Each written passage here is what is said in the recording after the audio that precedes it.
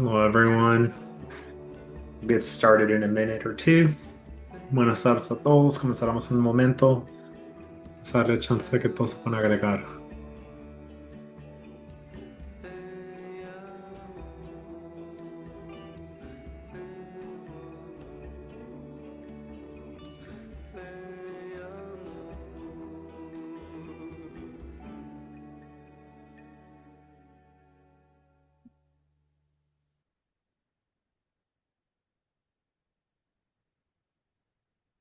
I believe we can get going. So vamos a comenzar. Gracias a todos por estar aquí. Thank you, everyone, for being here with us today.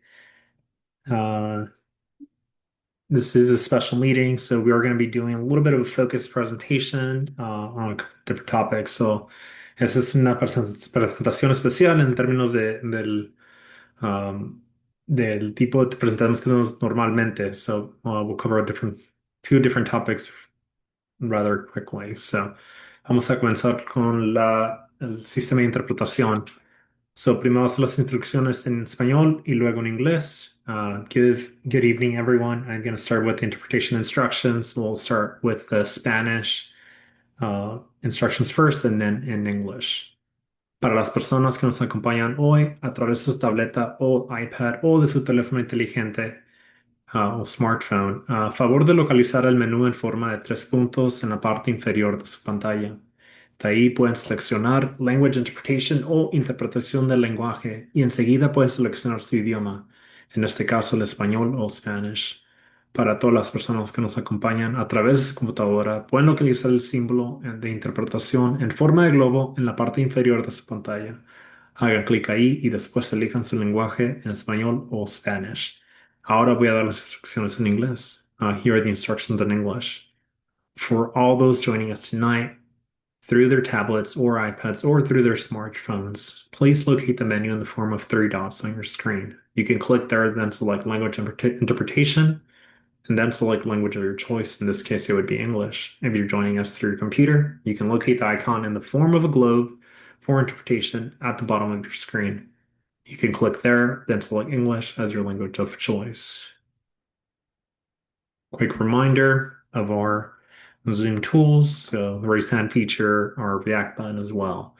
And then we, of course, we have the chat. So if folks have questions, feel free to add those as well. And our team will be looking at those questions as well. So moving through really quickly, we're just completing our welcome. So we have a three-part presentation today. We'll start off with a presentation on the hydrogen sulfide air monitoring data trends. Then we'll have a little bit of an overview on the health protective measures and multi-agency coordination. And then we'll wrap up with the IDA program updates to do some closing remarks, and then we'll adjourn. So we do have a shorter schedule today. So I believe I think we're scheduled just for an hour. So with that, we're going to really quickly go to our roll call. So, buddy, someone asked you if you're going to do roll call for CSC members. Yes, thank you, Christian. All right, starting with Andrew Martin.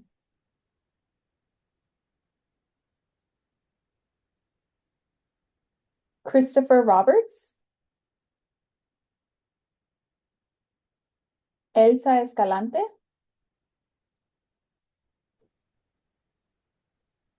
Guadalupe Gómez.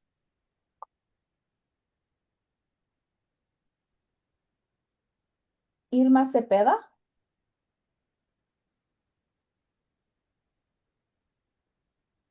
Janet Gaitán. Here. Janie Paz.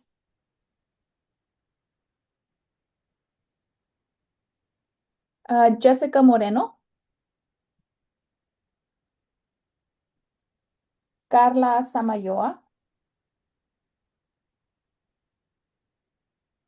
Kristen Uchitel. Present. Thank you. Lorena Godínez. Presente. Thank you. Margarita Amador.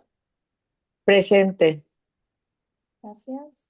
María Cervantes Partida.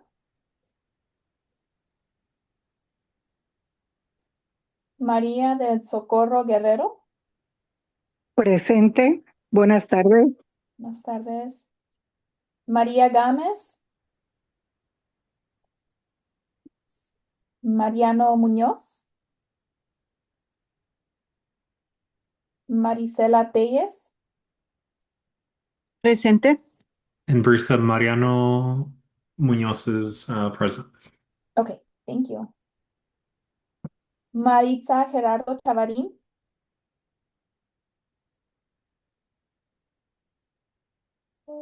Olga Espinosa. Rosa Isela Ruiz. Penelope Jenny Quintana. Present. Thank you. Stanford Morrison. Trinidad Herrera. Presente. Gracias. And Wendy Barrientos. Okay, let me just review chat. All righty. Thank you, Christian. Thank you, Brisa. So I'm going to go back to your presentation really quickly. So just for general updates, one thing we did want to share with everyone here, and as many as you might know, there is a San Diego Tijuana Air Quality Task Force. This group had not been meeting for the past year. Recently, within the last few months, there was a first meeting again, retaking the topic.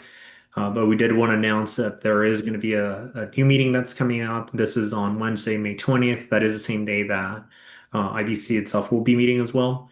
But this is a good opportunity to be able to hear both from what APCD is doing from on the San Diego side, but then also kind of counter on the Tijuana side as well, and some of the updates and improvements that are happening from the Mexican agency's perspectives. So there'll be a number of presentations. I think it is an opportunity for folks to be able to hear kind of what's happening on the two sides of the border and get those updates. And as with the CSC itself, it is an opportunity to provide comments, questions as well of both folks. So we sent the registration information. I think it's also going to be included in the chat, but we love to see folks there. Interpretation is available as well. So we do have both. Meeting will be both in Spanish and English as well. So with that, we're going to move into our presentation. So David, I'm going to hand it off to you, and then you're going to walk us through some updates. All right, thank you. You see, I did not put my background on there. Thanks everybody. My name is David Sodeman. I am the Chief of the Monitoring Division here at APCD. And today I'm going to give an update on our kind of the H2S monitoring network and the data that we've been seeing. Next slide, please. Oh, okay. Yeah. So this slide here has kind of the locations of our three monitoring networks. We have one going from left to right. The closest site to the coast is what we call ICF, which is the Imperial Beach Civic Center at the fire station there. Next in the middle, we have our site at Berry Elementary School labeled BES on the map. And on the west or the eastern side of the map, we have SAY, which is our San Isidro site located at the City of San Diego Fire Station number 29. Next slide, please. All of our data, our monitors collect data every minute. At the conclusion of every hour, they calculate an average and report that to our website in the kind of stopwatch in that red box in the upper right corner of that slide. If you click on that stopwatch and kind of green circle with the white checkbox there, you'll get a table in which you'll see the data as it's uploaded. It takes about 5 to 10 minutes for that data to be uploaded upon the conclusion of the hour. So right now, if you were to click on it right now, you would see the latest reading from the 4 to 4:59 p.m. Monitoring. If you click on it right now, it will say 3 o'clock, and that's because the data on our website is in standard time, and currently right now we're in specific daylight saving times, so there is an hour difference. When we report out our odor advisories and odor updates, we do make that conversion so it is local time. But just note, when you look on the graphs and on our website, the official data is in standard time. You can also click on the graph in that kind of yellow box to toggle between the English and Spanish. And this graph here kind of has, you can see the map there with the three different colors, the red, the light blue, and the dark blue. Those correspond to the different sites, and then the data in the map or the data in the graph corresponds to those same colors and those same sites.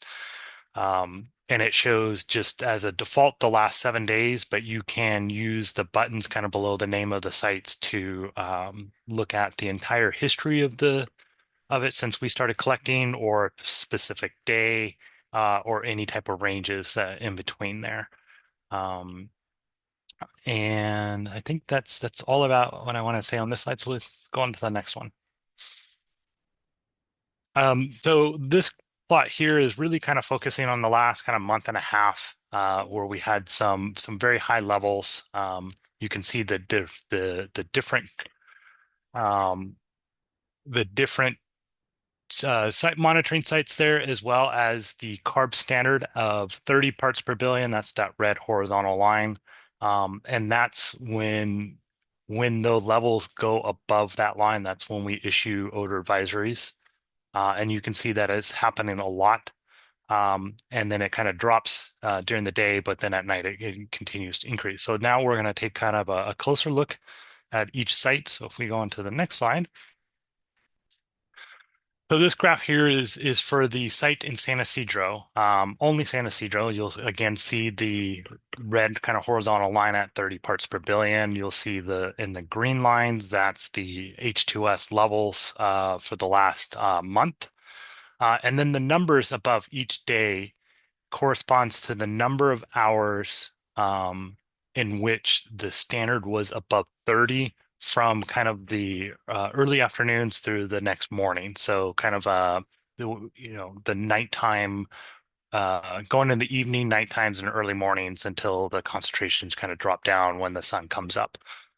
So you can see here that in the mid-March through late March, we had lots of exceedances at San Isidro, and those exceedances were for multiple hours, maybe not consecutive. Like I think you can see on the 319, you can see there's a 4 there, and you can kind of see where it kind of goes up and then down and then back up again. So they don't have to be consecutive. Those numbers are not necessary consecutive numbers, just how many times did it go above 30 during that nighttime and into the early mornings.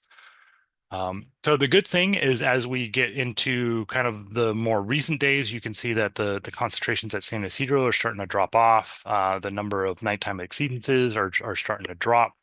And we'll get into probably why that is happening in a later slide. Let's go to the next site.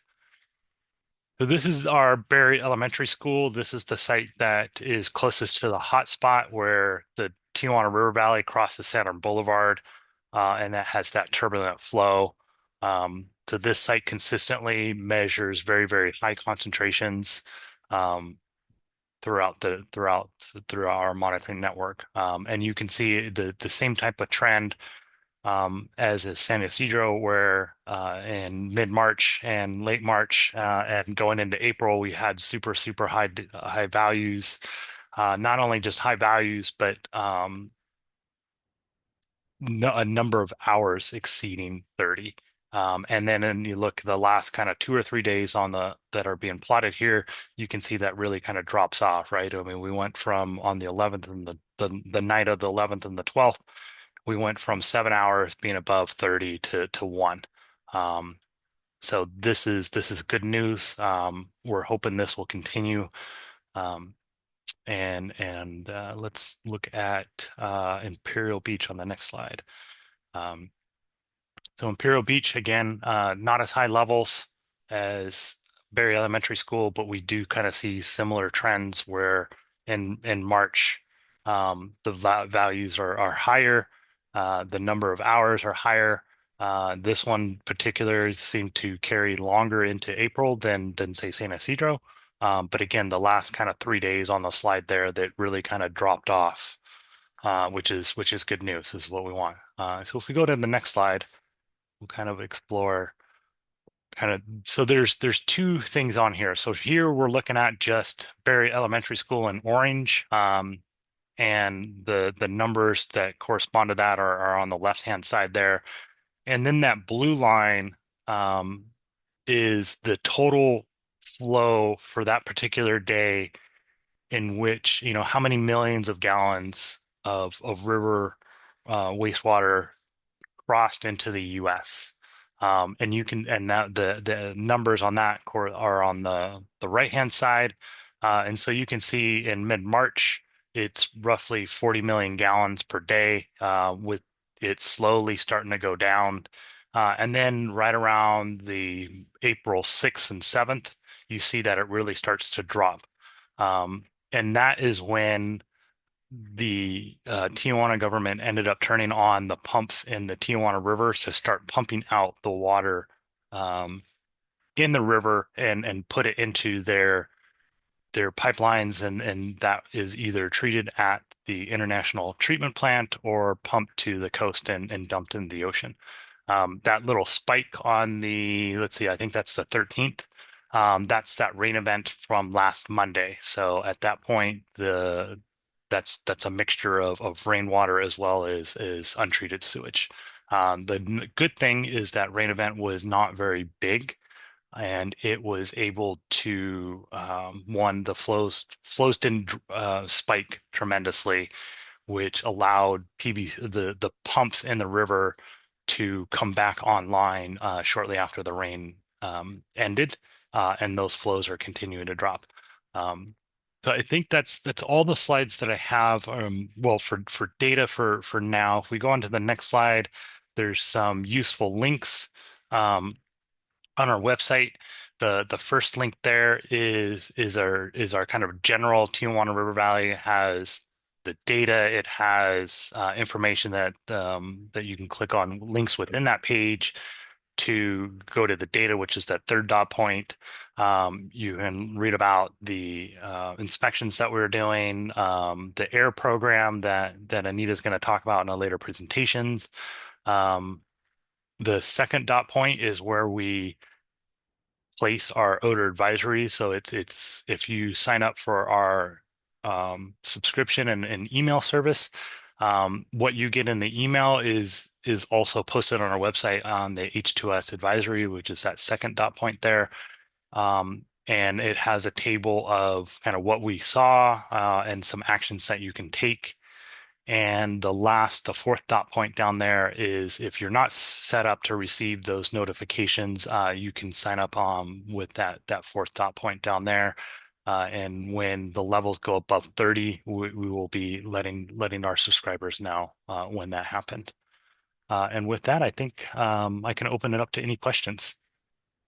Thank you, David. And then I'm already seeing a question from Luke. And I'll read it off for the interpreters as well. So, hi, David. Can you speak to how the heat wave we had in March might have affected these numbers? So I think if there's a correlation between the heat itself and then the spikes that we saw. Yeah, and I mean, there's a lot of things that kind of play into those values. The total flow, wind speeds, and so we do think that the heat, this is not the first time that we've seen high concentrations of H2S, and it also has been warm out. And so we do think that the heat has something to do with it. The low wind speeds that typically occur in that area at night have also probably are playing an impact because it can't disperse any type of H2S that's being generated. But yeah, I think as it gets cooler, right? We typically don't see that. So that is something that we are looking into. So we'll see if other folks have other questions for David.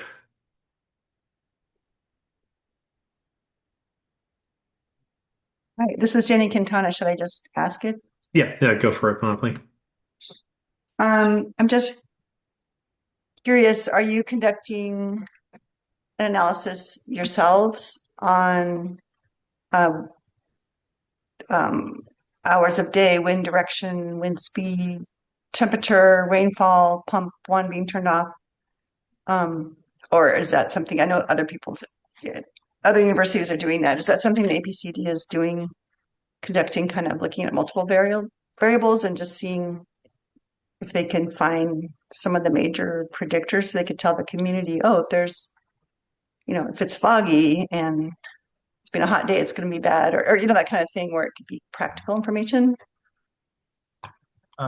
David, I can answer this question, and if you want to add, thanks for the question, Jenny, or Dr. Quintana.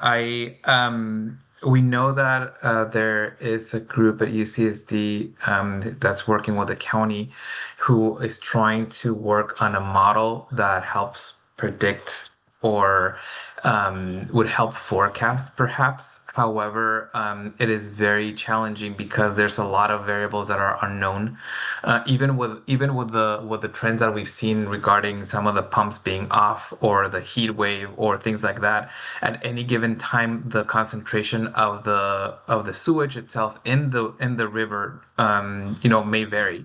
And so there's a lot of unknowns that make it very difficult to make these predictions or these types of forecasts. APCD does share its data with a number of agencies. We are in constant communication with the county, with other health agencies at the state and federal level, and with research institutions conducting research in the area. But we ourselves are not developing a forecasting model. We're only reporting the air quality data that we capture in our monitoring network. Thank you. I know it's a very complicated issue, and I appreciate the monitoring you've done to provide solid data. Thank you. Thank you. And then Paula. Hi, thank you so much for this information. Super helpful.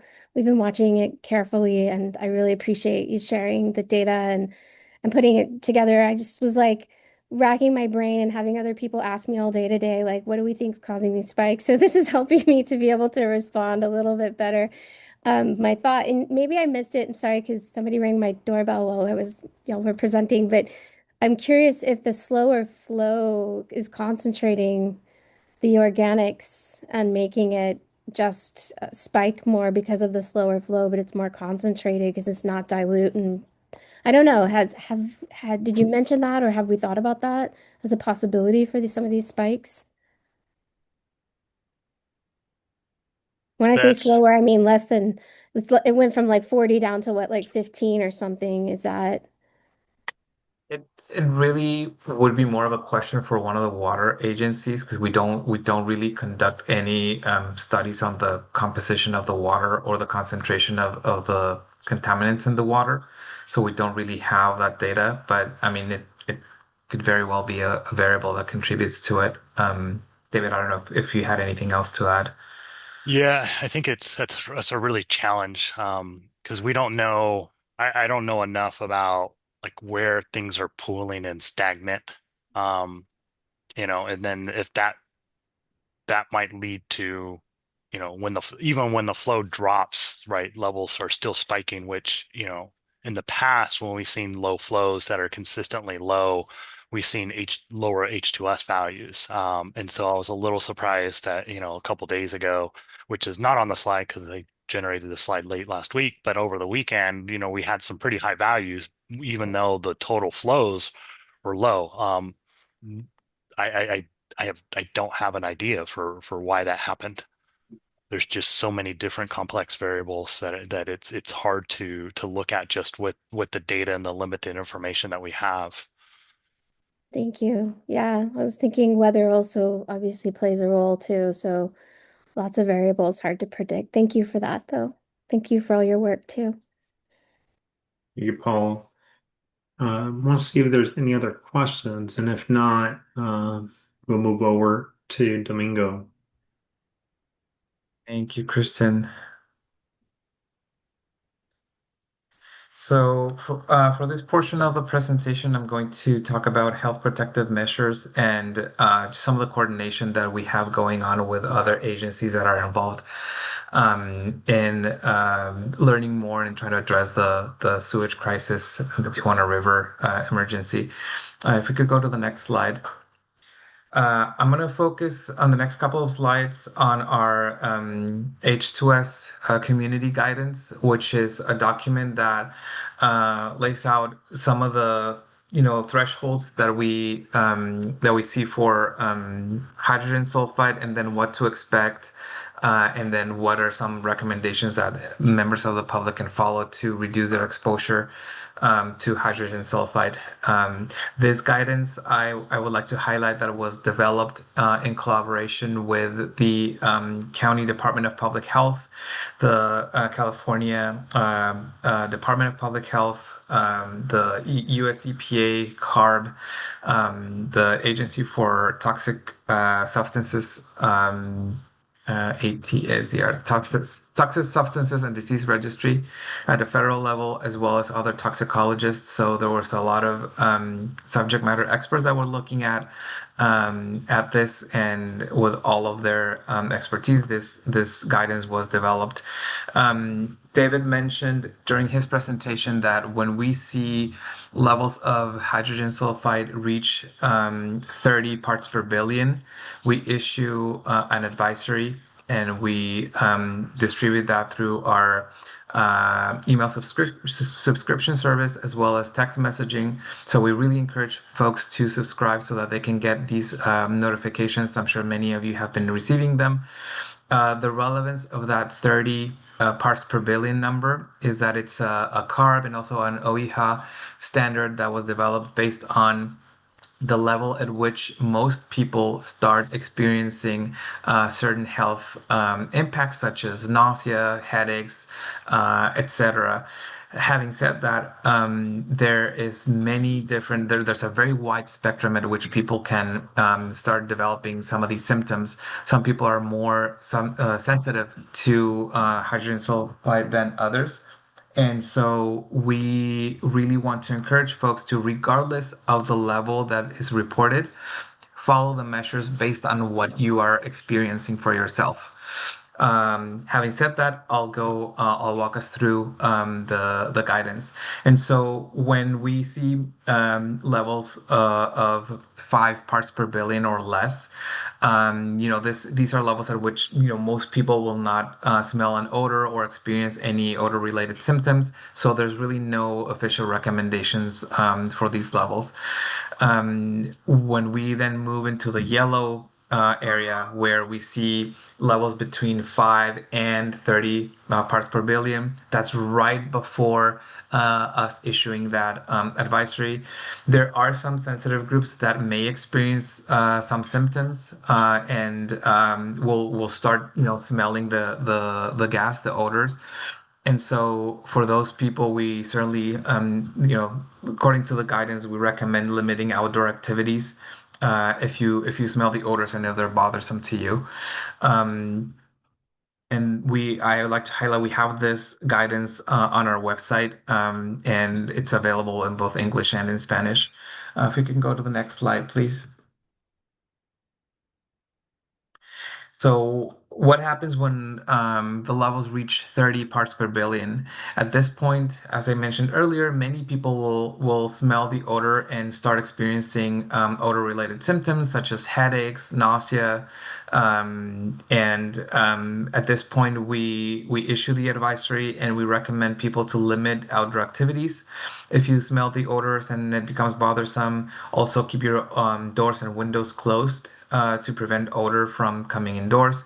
If you have air conditioning at home, if it's too warm, we certainly recommend you turning it on. It also helps the keep your windows keeping your windows closed during these events. Also, if there are symptoms that persist from the odors and you start getting worried about it, we certainly advise that you seek medical care. An important thing too for those folks who have air filtration systems or purifiers, whether it is that you purchase those on your own or that you receive them from our program, we certainly recommend turning those on. An important note is that air purifiers that are more effective in eliminating the odors are those that include substrate of potassium permanganate as part of the filter, so that will help eliminate the odors specifically. The orange, I guess, level of above 30 ppb is very, very wide. If you see the next level up, going into the purple, is in the thousands, in the several thousands, 27,000 parts per billion. And so the reason why this is so wide is because there is a really big um, the levels of H2S can reach relatively high levels and still have the same acute effects. And so the recommendations remain the same. We have been seeing a lot of peaks lately, and every time we consult with the public health agencies and confirm that the guidance is still the same. So there's really no new recommendations other than the ones that you see here. There's also the Department of Public Health also developed recommendations specifically for schools. I don't know if there are any members from the school community here, but part of it includes for them limiting outdoor activities for students and moving outdoor activities inside. Considering portable HEPA filters with activated charcoal and potassium permanganate, having rescue medications readily available on hand at school offices for students with asthma, also advising parents who have children with respiratory or heat conditions to talk to their family doctor, and just watch for symptoms and seek medical care if symptoms persist or worsen. Again, I would really like to stress that these will vary a lot from person to person. So regardless of the level that you see, if you experience symptoms at lower levels, definitely use this guidance accordingly. When the levels reach a lot higher concentrations, more than 27,000 parts per billion, this is when people can actually suffer adverse effects to their health, and that could be long lasting.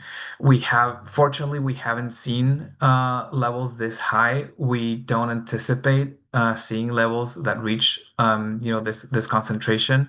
This is very high and not typical for a quote unquote natural source. And so while we don't anticipate ever seeing this, we are certainly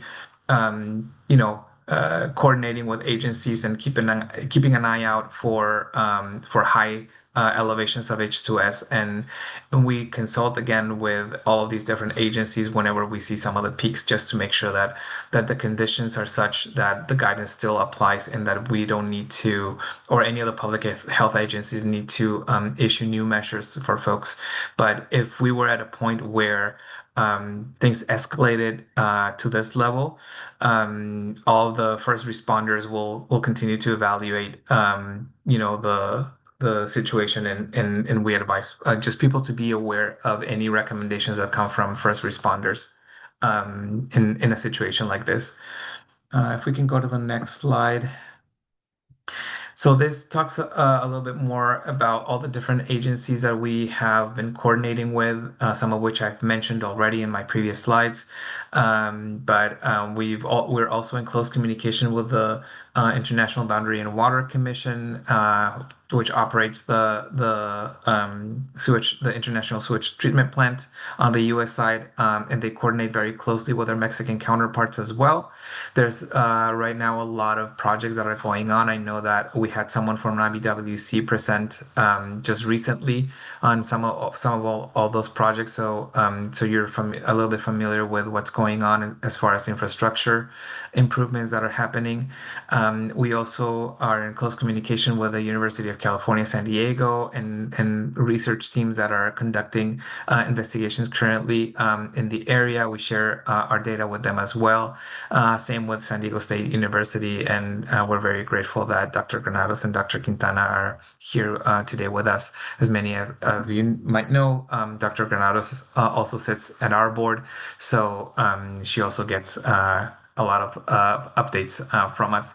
But we just want to reassure everybody that this is something that we're not looking at just in a vacuum. Yes, we do have our lane that we need to, focus on in terms of, measuring air quality, but we do share this data with a number of agencies, and the expertise at the table, span from public health to water quality to all the infrastructure improvements that are happening and at all different levels of government. So again, this is a situation that has a lot of eyes on it. And we will continue to do our best to share all the data that we know with all of you. And again, encouraging you to subscribe to our email subscription service so that you can get the alerts, as well as our text messaging, so that you can be alerted right away whenever we see elevations that merit issuing an advisory. I believe that's it from me. So I would be happy to take any questions. I do see that Irma, or I see a couple of things. One on the chat. So I think there's an issue with some of the links that have shared as part of the previous presentation. So we'll reshare those by today during this meeting. And if not, then we'll send those offline to folks. And then I think the other note that I do see, I think it's just from Irma, just I think following up on Domingo's note. Noting that they use a home purifier at home, and then they try to hydrate as much as possible by drinking water. But I want to see if folks have any other questions for Domingo. And again, I'll plug in Domingo, I think, our San Diego Tijuana Task Force meeting that's coming up. That's also a good opportunity, I think, to see that cross collaboration, I think, just between different agencies. And then I think in that situation, I think binationally as well, in terms of thinking about solutions, thinking about the coordination that needs to be happening and data sharing as well. So just Absolutely, I a think. quick plug. Yeah, it would be a great opportunity. You'll hear basically the same presentation from us just for that group, but you'll have an opportunity to hear from Conagua, which is a water agency on the Mexican side, that will be reporting on some of the infrastructure work that is going on that side of the border, just similar to what you heard from IBWC in the previous meeting. So if anybody is interested and would like to attend, we really encourage you to attend. Thank you. And then Jenny. Hi, I just had a quick question for Domingo. In terms of your comment about over 200 parts per billion for an hourly average, could you just expand on what the interagency review would consist of? I'm not sure if I'm correctly saying what you had on the slide, but it was something Sure. like interagency action or something. Thank you. Yes, and it's basically us consulting with our colleagues at the county public health, CDPH, ATSDR, and all the agencies that I mentioned previously, just to see if any changes in conditions merit any changes in the guidance that we have put out. We haven't seen or we haven't received any advice as to any of this changing. Again, we look at what are the conditions with the flows in the river. Are there any particular projects that are going on that might be causing certain pumps to be off, and that's what's causing potentially the odors? Or is the weather too extreme right now, and we see a lot of spikes due to it, or that we suspect that would be due to the weather, that we can predict, okay, we have something going on that will be lasting for several days. Can we, should we issue a different guidance? But again, everything also goes back to the levels that we see and that we are reporting, and we haven't really received any new guidance. We keep receiving confirmation that the guidance that's in place still applies, and so that's what that's speaking to. I just had a quick follow-up question. I mean, I know that as the APCD, you're required to use existing actual standards that have been come up with and take guidance, on what these should be. But when you're talking about a dangerous condition, I know that a lot of the standards, like occupational, have a 10-minute limit. Sorry. So I'm just curious if, as you're getting more guidance, you might move towards at least being aware of a shorter averaging time of, say, if there's a really big peak coming, you wouldn't want to wait an hour and find out that was a really big peak. You'd want to have a little shorter time that you're either having a data AI, I don't know what, monitoring the data that's coming out of the machine. Or I'm just kind of curious because and again, I know that you have this standard of hourly standard, and that's what you're held to. But I'm just curious about monitoring those shorter term peaks in the future. Thank you so much for everything you're doing. No, thank you. Thank you for your question. Our instruments do capture minute by minute data. So we do have the minute by minute data. It's reported on hourly averages, because like you mentioned, that's what we can use to compare to the established standards.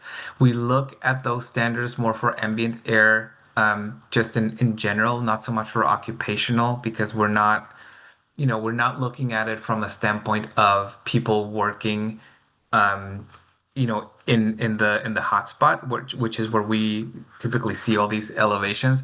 We know that ATSDR is conducting a more longer term study to see what some of the health effects, based on the concentrations that we've reported historically. We have shared all of our data with them, and so I'm hoping that there's going to be maybe more information coming out of that study that could help just illuminate some next steps, if there are any other or any additional measures that we would need to take, because part of their study will be, or part of the result of that will be coming up with recommendations. And I'll share some of the links here on the chat so that folks can also see what's going on with those studies. Thank you. Thank you, Johnny. Thank you, Domingo. And then Olga, we'll take your hand, I think, and then we'll have to likely move to Anita, I think, for the last section. So, Olga? Hi, good afternoon, everybody. So I'm really concerned because I feel sometimes I know so much going on, and I'm kind of happy that there is a change, a small percentage of a change, but that's a lot in a way. But my concern is that I wish there was so much more like I don't even know how to say the word. More like the news covering over and over and over, like having it nonstop, like in different communities, like the people speaking, not just like I understand, the different institutions that are working on it, but having more community input, because I think we're the ones that are dealing with this problem, and I don't see a great concern, or maybe just too quiet. I don't know how to. It kind of stresses me. I just wish people would go out more and do more.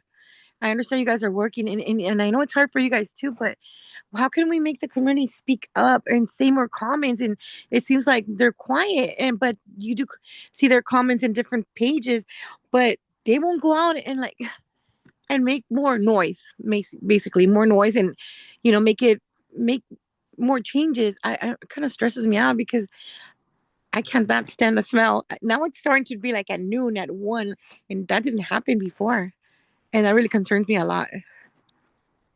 Thank Thank you. you, Olga. I appreciate that. And yeah, I think that, Lauren, I'm thinking about some of the efforts that your team's doing, I think, when it comes to getting the word out and I think sharing information. And Olga, I think one thing that'll plug in, I think the upcoming, our standard CSE meeting itself, those meetings are open to the public as well. So I think one of the things that I think we're always asking our CSC members and participants is, definitely tell folks to join those meetings. And it is a good opportunity to share those comments. And I think as Tamika noted, we have multi-agency kind of representation at those meetings as well. So it is a good space, I think, to have your voice be heard and share those comments and feedback as presentations are happening. But Domingo, I don't know if you have anything else to add there. Yes, thank you, Kristen. Thank you very much, Olga, for your comments, and we certainly hear you and all the many voices that reach out to us, and we do understand the frustration is completely understandable. This has been going on for many years, and it's completely unacceptable. We do have our odor complaint program, our complaint line that I can also share on the chat. That again, we're looking into the situation. We're continuously monitoring, but it also it helps us to know, people who are affected by it. And so, you're more than welcome to report whenever you are experiencing odors. It is important for us to also know, the time of day, where in the community you are at that you're experiencing the odors, and things like that. So I will go ahead and share a link to that on the chat as well, just so that everybody here has it. But to your question about raising this issue, we have also been conducting a lot of advocacy at the local, state, and federal level. As a matter of fact, our director sent letters to the Office of the President at the United States, also to the governor at the state level, and we are also in close coordination with the County of San Diego, who's also been doing a lot of work in that space and trying to do more advocacy to have the state declare a state of emergency, so that in turn, the federal government can also intervene and declare a state of emergency, and we could see more resources addressing this issue. It's been a constant battle, because that hasn't happened. But I think that the more people raise this issue to both the state and the federal government, I think the better and the stronger the argument will be. But rest assured that it's something that we're continuously advocating for in coordination with the county as well. Hi, Domingo. Thank you so much. And Olga, thank you so much for the comment, Jenny, as well. I do want to move forward with our presentation, just given we have a little bit of a shorter time today. So, Anita, I see you on screen. You're going to give us an update on the AIDA program. I'm going to spotlight you. And you are muted, so we can't hear you. Yeah. We Can can you hear hear me you now? now. Awesome. Yes. Okay, great. Thank you everybody for having me. My name is Anita Lopez. I work with everyone else here at the San Diego County Air Pollution Control District. And my primary role is to help with the distribution of the air purifiers. So I'm probably really into the weeds of many of these, so I can answer some questions. I certainly can't provide you with specifics about an application, but I can answer questions that you may have. So please feel free to put them in the chat. We have been operating an air purifier distribution program since February of 2025. So we are over a year into distributing our air purifiers, and we have 13,500 purifiers that have been provided to community members, as you can see in the map here. We are continuing to accept applications, although we will share that supply is limited, right? We are now approaching over a year and a half, and we are approaching some funding constraints as well. So we do have a limited supply right now that will meet some of the applications that we currently have on record. The remaining applications will be served after June, when the supplier receives more purifiers. just as a general statement, we usually order about 200 with each order, 200, sometimes up to 700, depending on how the flows are uh, and how the applications come in. We are a very small team. We are a very mighty team. So we get through a lot of these applications and are able to order anywhere between 200 and 300 almost a week. So you can imagine how quickly these go. So it is important that I share with you that if people are interested, they should get their application in sooner rather than later. And any support that they need can be provided either over the phone, through partnering agencies, or they can visit our website, and there's some locations where you can go in person and apply. Next slide, please.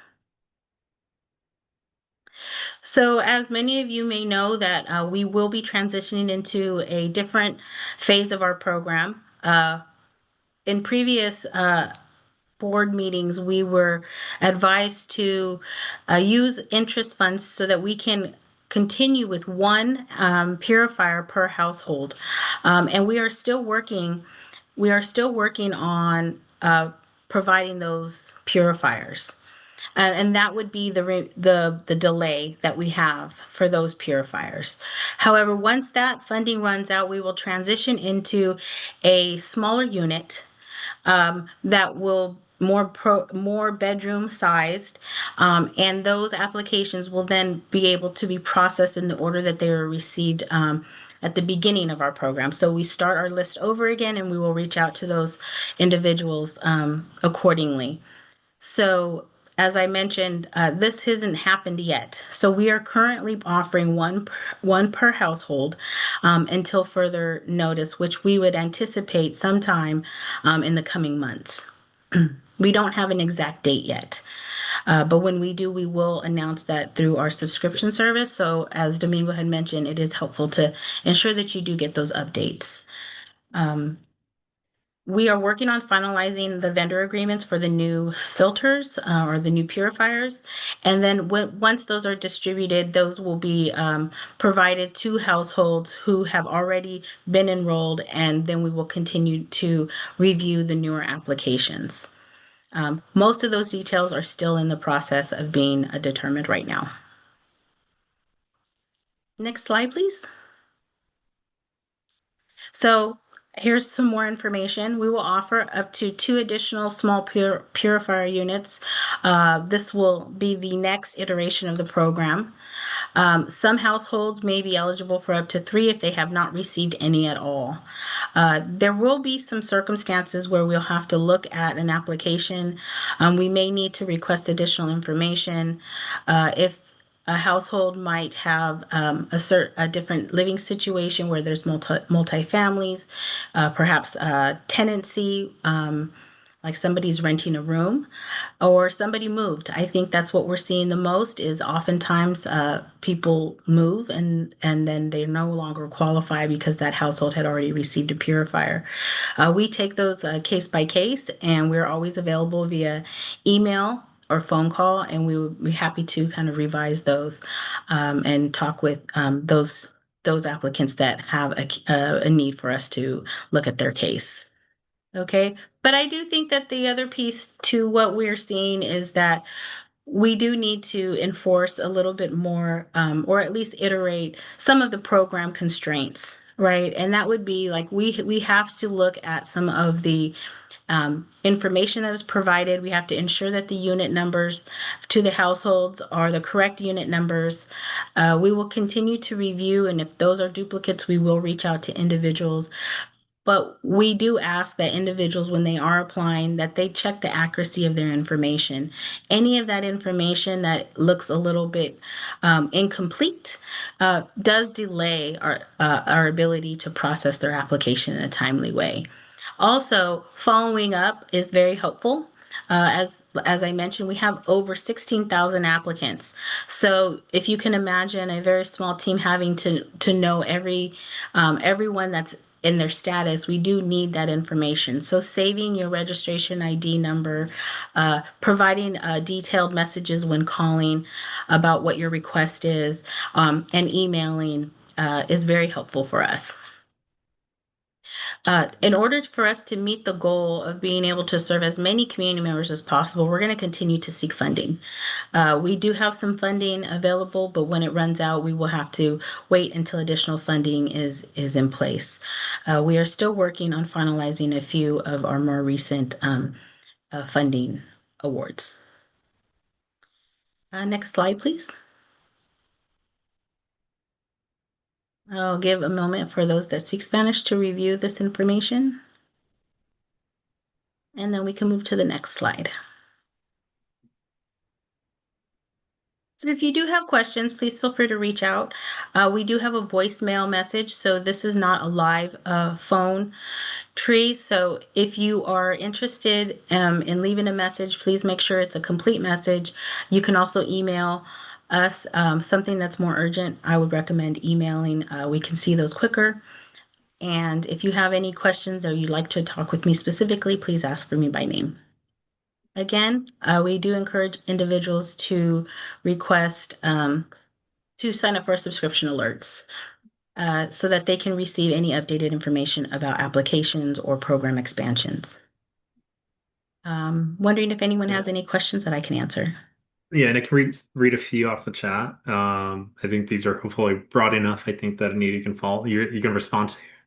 So I think the first question I think I'm seeing from Trinidad, the postal code for the city of Chula Vista has not been included yet, and relative to who are feeling smells a lot. So I think thinking of that boundary as well, and if there have been any changes on that, determining that boundary itself. No, there have not been any changes to the initial boundary, but I will add this might be a bit of some information that just has been somewhat lost in the conversations. Very early on, there was a pilot program offered by the County of San Diego. That program was then transferred to the San Diego County Air Pollution Control District.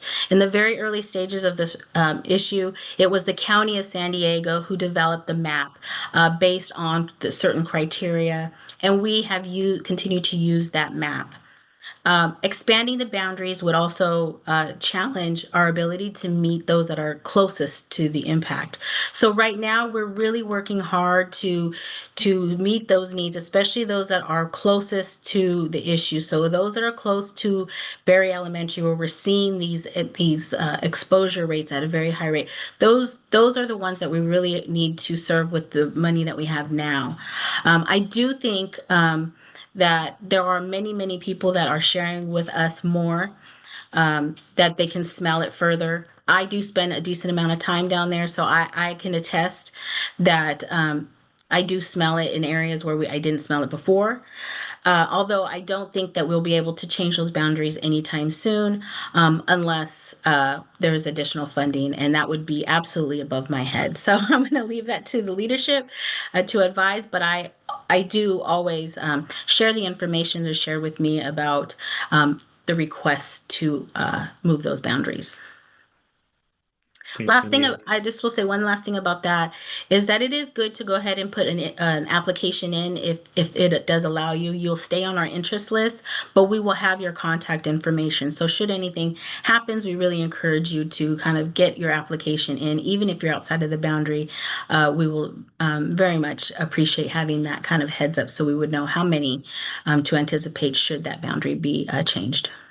Thank you, Anita. And I do see a question or more of a kind of a note, I think, of action, I think, from Olga, just I think help or raising their hand to support with some of the distribution. So Olga, I think, to what Anita said, I think having folks sign up and then I think getting on that list, and then as filters become available or prefers become available, I think then the team can have a list to go from. But thank you, Olga, for sharing that. Anita, I think that's it on your presentation. But thank you so much for being here and I think sharing all this information. I'd just like to share just a little bit more. One other caveat that I would say we've collectively learned more about this, about using in-home air purifiers. As Domingo mentioned, it is the substrate of potassium permanganate that's really important, the carbon filters that are very important.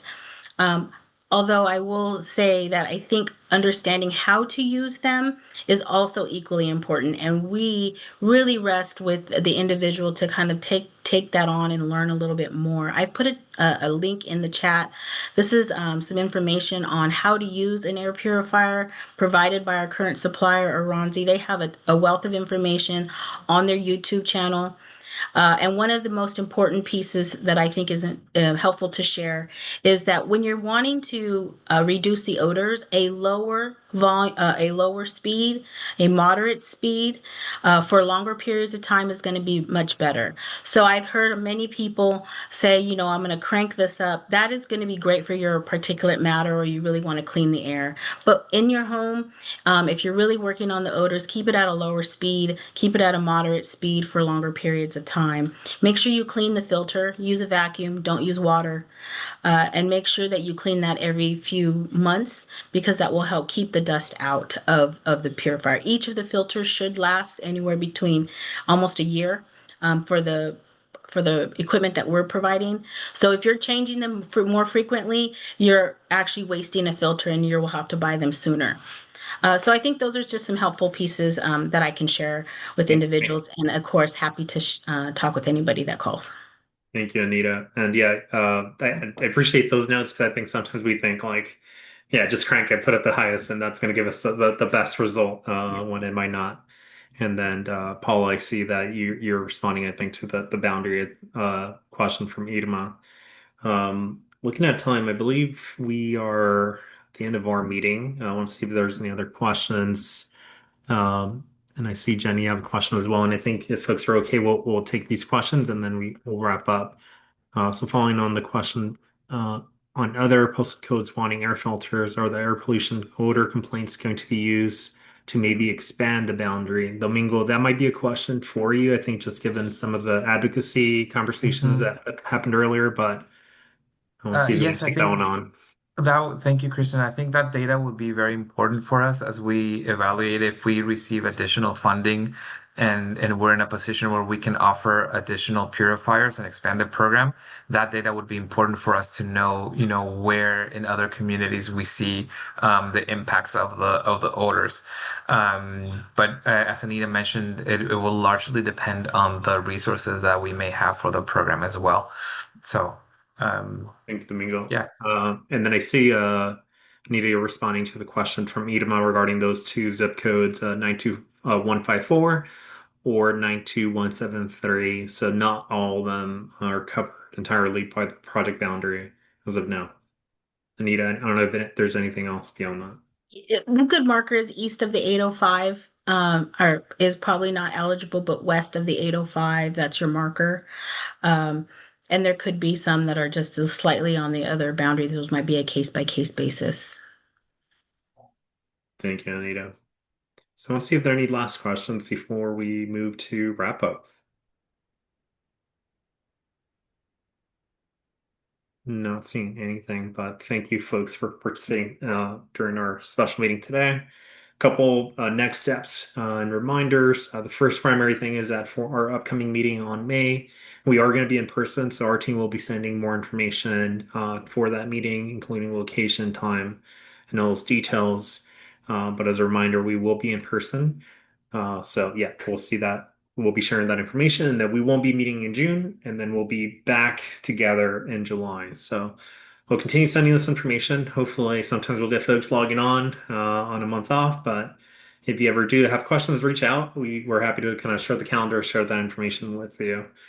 And I think with that, that takes us through today's meeting. I am seeing some other notes coming in the chat. I think Lauren, you had a question, or you're responding, I think, to a question regarding the flow. And I think you added a link, I think, on some. I believe it's a data source, I think, from IBWC that shares a little bit of the water flow and what we're seeing. I don't know if that information is live, Lauren. Yeah. It is. Awesome.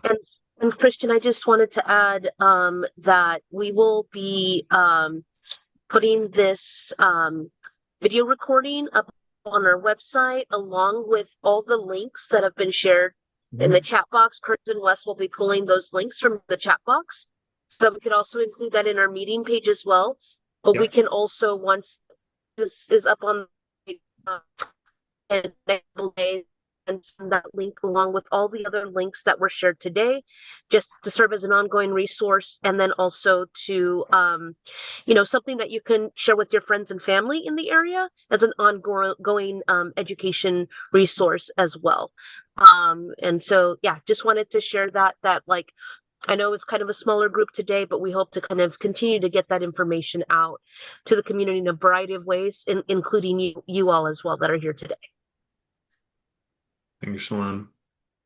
And with that, folks, that takes us to the end of today's meeting. I want to thank everyone for being here, and really appreciate everyone's energy and comments and feedback. We will see folks on May 20th in person, so looking forward to that and seeing everyone's contributions as well in that meeting. So thank you, everyone. I do see still some conversations happening in the chat, so I don't want to stop those. So if folks are okay, I'm gonna stay here for a moment and then let these kind of die down. Christian, can I add one comment to answer David. Quintana? Jenny, unfortunately, no. There is no public website that would tell us when the pump in the river is on or off. We've asked for that. We definitely want to know that too. And so far what we get is that's not publicly available. The Mexico counterparts do email the IBWC when it's on and off, but it's not an automated system. It's staff members sending those emails, and they don't necessarily send those emails at the time of the occurrence. So sometimes it's like a day or two later that they say, oh, we had to turn it off because of XYZ reasons, or we turned it back on like yesterday or something like that. So unfortunately, we are not able to get that information as when those pumps come on and off. No worry, Jenny. Appreciate it. And I think these are really good questions that hopefully are answered. And Shalom, I see you. Yeah. But what I would say, though, is that we're going to have Mexican Water Agency at the San Diego Tijuana Task Force meeting on was it May 20th, Christian? May 20th as well. And so we can certainly ask that question, but I think it would also be great coming from a CSC member as well, because that is certainly an identified need that we all actually have to better understand and anticipate potential odor impacts. Thank you, Shalom, and hopefully we'll see folks there. With that, I think this is my third goodbye on this call, but thank you everyone for being here. We will see hopefully folks on the 20th. That meeting, the task force that Shalom just talked about, is on at 11, and then our normal meeting will be in the afternoon in person. So thank you everyone. Gracias a todos por estar aquí. Y nos vemos el 20. Thank you all.